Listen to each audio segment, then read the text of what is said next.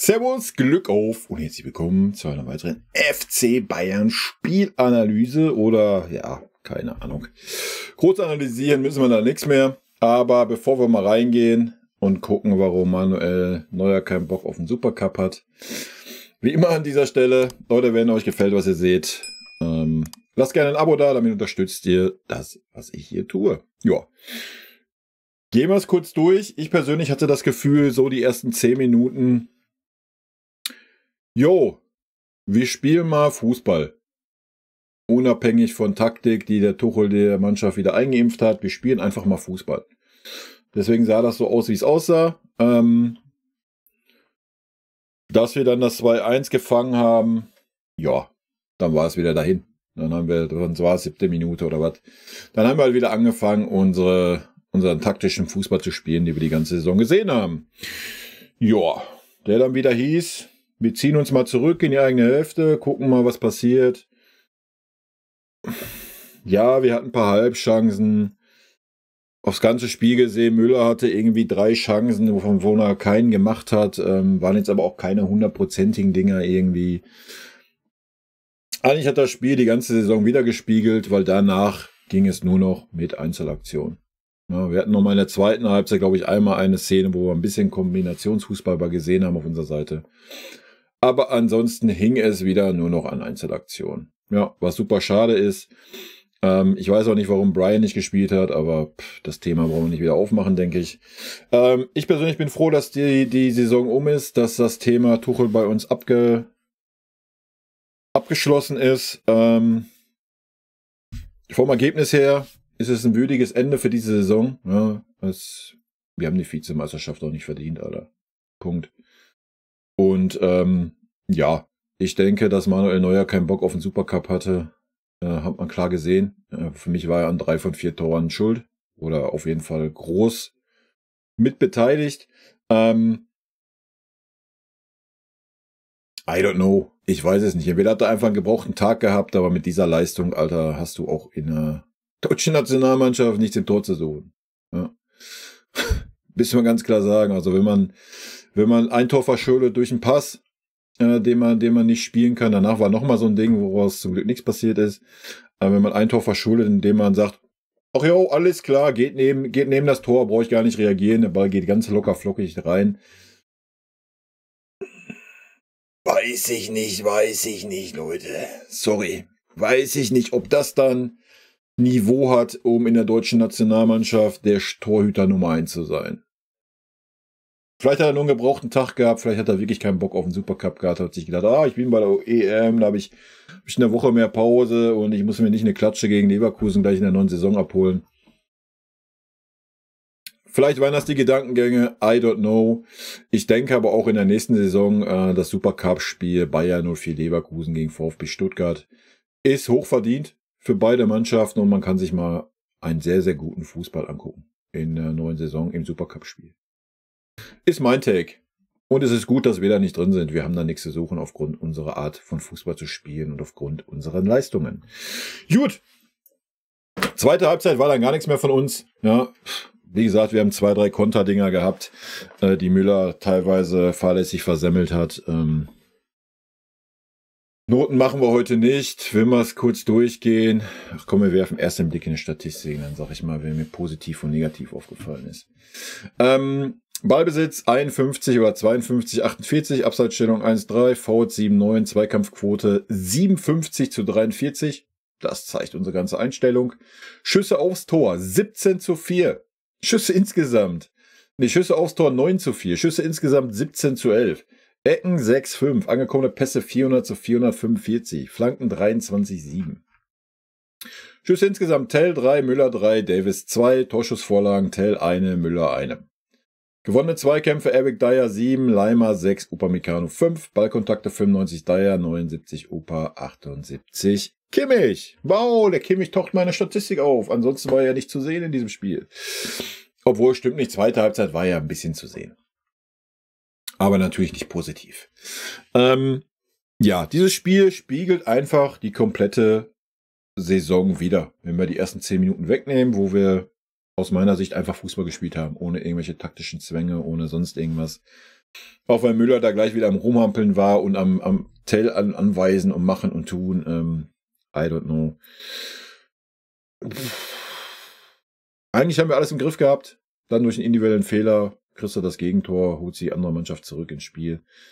Danach haben wir uns wieder, wenn wir es jetzt auf Managersprache, auf via Football konzentrieren, wir uns Spiel zerstören und lange Bälle.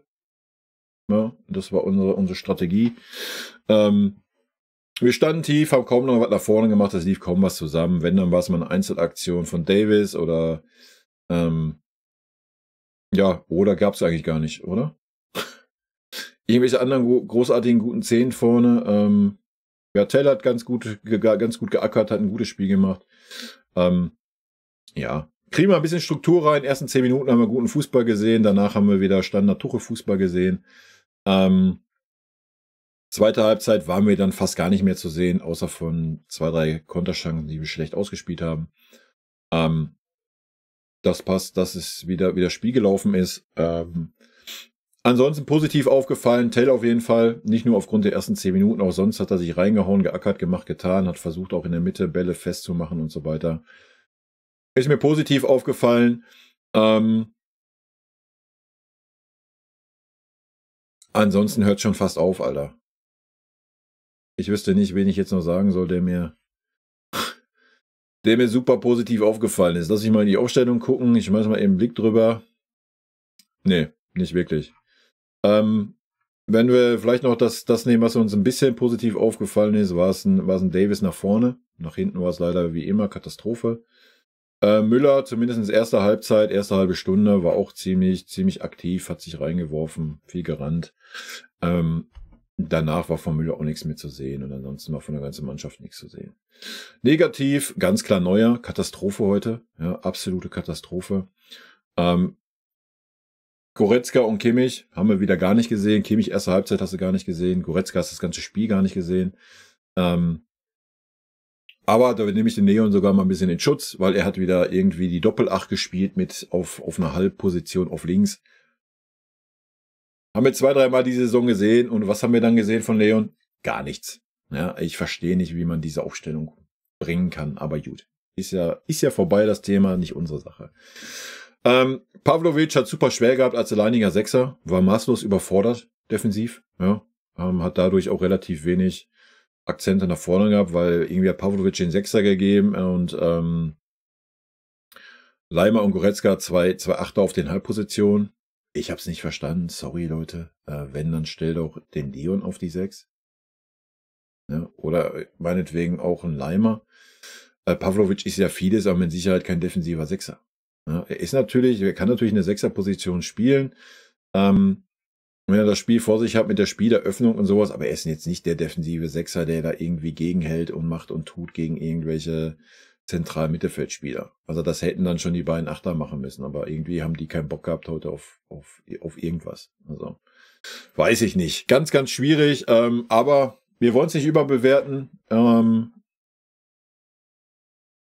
Spiel um die goldene Ananas eigentlich ja nicht, weil wir jetzt Platz 2 verspielt haben. Wenn ich die Leistung der Mannschaft sehe, vor allen Dingen dann von Manuel Neuer, denke ich, die Mannschaft war sich einig, genauso wie ich. Besser, lass uns nächste Saison nicht im Supercup gegen Leverkusen spielen und gleich irgendwie eine 4-0-Klatsche kassieren. Ja.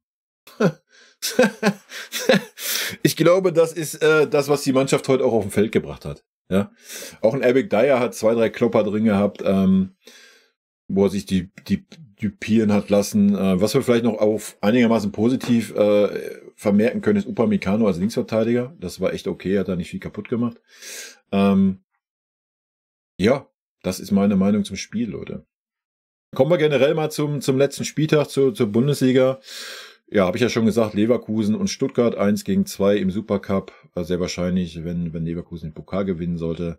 Hochverdient sind die beiden Mannschaften, die den besten Fußball gespielt haben diese Saison. Union Berlin sich gerettet mit super viel Glück, ja, durch einen Elfmeter in der Nachspielzeit, den der Torwart dann noch an den Pfosten gelenkt hat, aber der Nachschuss dann drin war vom anderen Spieler. Bochum leider in der Relegation. Finde ich sehr schade, weil natürlich, ich komme aus der Nähe, ja, und bin Bayern-Fan und ihr wisst, Bayern und Bochum hat eine spezielle Fanfreundschaft. Und Ist schon ein bisschen schade. Drückt natürlich den Bochumann, ja. Den Bochumann dann die Daumen in der Relegation gegen Düsseldorf. Wird nicht einfach werden. Düsseldorf, ich habe ja immer sonntags so ein bisschen was gesehen. Wenn man den Lauf sieht, den Bochum hat, Alto Belli, dann wird das echt ein Spiele auf Augenhöhe, sehr wahrscheinlich. Ja, ich habe da nicht wirklich ein gutes Gefühl. Leider Gottes. Ja, schade an alle Bochumer Jungs hier. Ja, super schade für euch. Leider die Mannschaft die letzten Wochen auch nicht wirklich performt. Ja, und eigentlich hatte Bochum noch mit die besten Ausgangskarten. Ja, ja, und dann hat sie Bochum mal erwischt. Ne? Ich meine, wenn du 4-1 in Bremen verlierst oder was war es am Ende, tja, dann musst du auch nicht davon sprechen, dass es irgendwie unverdient ist. Ne? Ja, so viel mal zur Bundesliga-Saison. Vielleicht ein ganz kurzes Fazit hier an dieser Stelle. Es wird natürlich im Laufe der nächsten Woche werden natürlich meine Saisonfazit kommen, ja, zum Trainer, zum Verein, zur sportlichen Situation. Die einzelnen Spieler gehe ich einmal durch, so wie ich es jedes Jahr mache. Ganz kurz, aufgrund der Art und Weise, wie wir Fußball gespielt haben und wie der Trainer agiert hat, denke ich, ist der 3. Platz gerechtfertigt. Ohne Wenn und Aber und auch gerechtfertigt, dass wir keinen Titel geholt haben. Ja, also ich habe selten eine Saison gesehen, wo wir so einen schlechten Fußball von Spieltag 1 bis Spieltag 34 gezeigt haben. Ja, wir haben immer mal ein paar kleine Ausreißer gehabt, wo wir mal ein paar gute Spiele gemacht haben. Lass es 5, 6 Spiele gewesen sein, die Saison in der Bundesliga, die wirklich gut waren. Dann war es 50% Mittelmaß und 50% war unterirdisch schlecht. Ja, jetzt ist ein bisschen das Argument weg. Oh, Leverkusen ist ja so eine Ausnahmesaison gespielt. Sonst wären wir ja trotzdem Meister geworden. Nee, wären wir nicht. Der VfB Stuttgart wäre Meister geworden. Merkt ihr was? Der VfB. Ne? Nur mal so. Ich weiß nicht, wie man sich das schönreden kann, aber wie gesagt, da sind wir ja drüber. Es gibt halt einfach diese 2 Fanlager und das ist auch völlig okay. Ich bin froh, dass der Tuchel weg ist. Der Tuchel hat dem Verein nichts gegeben, absolut gar nichts. Letzte Saison mit viel Glück die Meisterschaft geschenkt bekommen von Dortmund. Ansonsten hat ein Tuchel keinen Titel geholt, hat sämtliche Titel verspielt. Hat es nie geschafft, diese Mannschaft auch nur annähernd als eine Mannschaft zu formen. Ja, das haben wir heute auch wieder gesehen auf dem Platz. Hat es nicht geschafft, Stabilität in diese Mannschaft reinzubringen. So absolut gar nicht. Ich gucke mal eben. Natürlich haben wir auf der Bayern-Seite keine Tabelle. Ist wahrscheinlich auch besser so, wa? Aber ist ja nicht das Problem, wa? Also, wir haben 45 Gegentore bekommen. 45 Gegentore in 34 Spielen, Leute. Ich weiß nicht, wann das letzte Mal der Fall war. Zum Vergleich, Leverkusen 24. So, und Leverkusen hat auch nur 5 Tore weniger geschossen wie wir. Was ja immer heißt, ja, dafür haben wir so viele Tore geschossen. Ja, wir haben 94 Tore geschossen, gar keine Frage. Aber nochmal, Leverkusen hat gerade mal 5 weniger geschossen. Hat aber 21 Tore weniger kassiert. So, da seht ihr doch, wo der Hase begraben liegt schon alleine. Ja.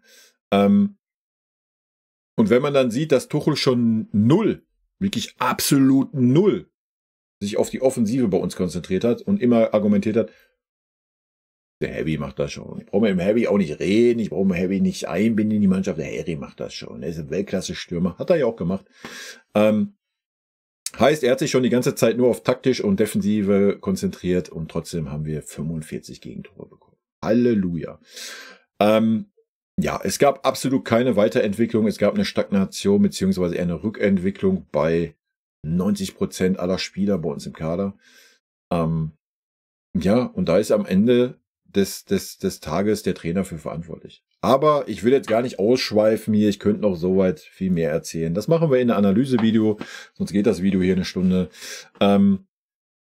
Nochmal Glückwunsch an Leverkusen, Glückwunsch an Stuttgart. Auch heute der Sieg von Hoffenheim war maßlos verdient, Alter, wie die zweite Halbzeit gefeitet haben, gespielt haben. Kramaric, Alter, eine Maschine. Wir haben nur zugeschaut, haben uns ergeben. Ich weiß nicht, was ein Kimmich heute gespielt hat, aber wir haben gesagt, wir gehen da nicht mehr ins Detail in den letzten Spielen. Von daher schenke ich mir das heute. Und wir machen Haken dran. Ja, es wird eine super schwierige nächste Saison für uns werden, egal wer Trainer wird. Finale der Home brauchen wir gar nicht von träumen, werden wir auf gar keinen Fall erreichen. Wir werden auch keine Meisterschaft gewinnen nächstes Jahr. Mannschaften wie Stuttgart, wenn sie den Kader einigermaßen zusammenhalten, Mannschaften wie Dortmund, Mannschaften wie Leipzig werden uns meilenweit voraus sein. Ja, ist mein Take. Also es muss schon super viel bei uns zusammenpassen. Man muss wirklich die Eier haben. Spieler wie Kimmich, Goretzka, Gnabry, Sané, Coman, vielleicht sogar Mazraoui, Minjay, Upamecano, Davis, das sind alle Spieler, die musst du in Frage stellen und musst sie dann auch knallhart denen nahelegen, dass sie den Verein verlassen. Ja. So, wenn du so eine Art Umbruch machst, dann geht er nicht einfach so und alles ist wieder tutti. Ja. Von daher abwarten, wie groß der ausfallen wird, ob er überhaupt ausfallen wird. Sollte die Mannschaft im großen Teil so zusammenbleiben, Leute, es wird sich nichts ändern. Es wird sich nichts ändern. Ja, es wird ein neuer Trainer kommen, vielleicht hat er eine offensivere Herangehensweise.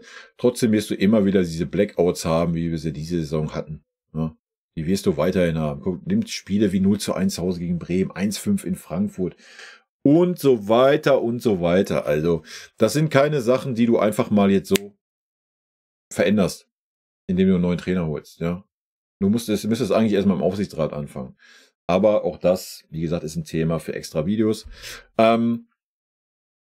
Es wird eine sehr, sehr schwierige Saison für uns. Von daher ist es aus meiner Sicht gut, dass wir nicht im Supercup spielen und uns da gleich wieder ein Fass aufmachen für den neuen Trainer, wenn der da gleich eine Klatsche kassiert.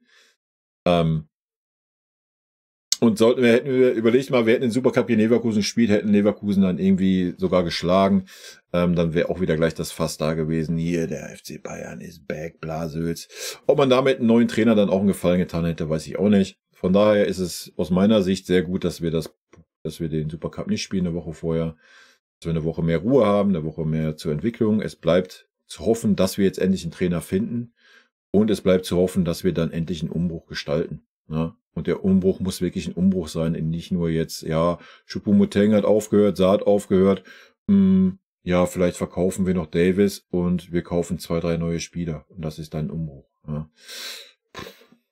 Aber gut, ich schweife ab, Leute. Zum heutigen Spiel habe ich alles gesagt, gibt es nicht mehr viel mehr zu sagen. Bundesliga-Saison auch, aber auch da mache ich nochmal ein kurzes Video, wo wir uns dann mal ein bisschen genauer die Tabelle anschauen. In diesem Sinne, Leute, wünsche ich euch weiterhin ein schönes, langes Pfingstwochenende. Und wie gesagt, in der kommenden Woche wird es mit Sicherheit das ein oder andere Video Richtung Saisonfazit geben. Und natürlich am Montag 18:30 der Bayern-Stream. Ja. Dass wir bis dahin schon irgendwas Neues verkünden können, denke ich eher nicht. Aber wer weiß, vielleicht überrascht uns ja unser Verein. In diesem Sinne, Leute, rot-weiße Grüße gehen raus. Nehmt die Saison nicht so schwer, sie ist endlich vorbei. Abhaken, Mund abputzen. Hoffen, dass ein kompetenter Trainer kommt, dass man einen Umbruch durchzieht und wir nächstes Jahr wenigstens guten Fußball sehen. Ob es dann zu Titeln reichen wird oder nicht, wird man sehen. Ist aber auch nicht das Hauptaugenmerk. Es ist das Hauptaugenmerk, wieder eine Mannschaft hinzubekommen, die das Mir-Samé-Gefühl ausstrahlt und wo man merkt, die reißen sich für den FC Bayern den Arsch auf. Das würde mir persönlich schon reichen. In diesem Sinne, Leute, haut rein, bis dann, tschüssi. Vielen lieben Dank, dass ihr euch das Video bis zum Ende angeschaut habt. Vielen lieben Dank für euren Support. Wie immer, lasst gerne einen Daumen da. Ich freue mich auch über jeden Kommentar, der geschrieben wird. Und in diesem Sinne nochmal rot-weiße Grüße gehen raus. Und jetzt zum Abschied noch ein paar nette O-Töne von unseren vergangenen Trainern. Ein dicker Kuss von der Trainer von der Meister. Was das Allerwichtigste ist, weil wir wissen, dass er ein guter Kerl ist. Wir sind schockverliebt in meine Mannschaft. Also ich fand, das hat Spaß gemacht zu coachen. Ein Trainer ist nicht ein Idiot. Ein Trainer sehe, was passiert im Platz. dahin bist du eher Trainer und wenn du viele Spiele hast, bist du mehr Coach als Trainer und ich bin schon lieber Trainer als Coach. Geiler Satz. Magic.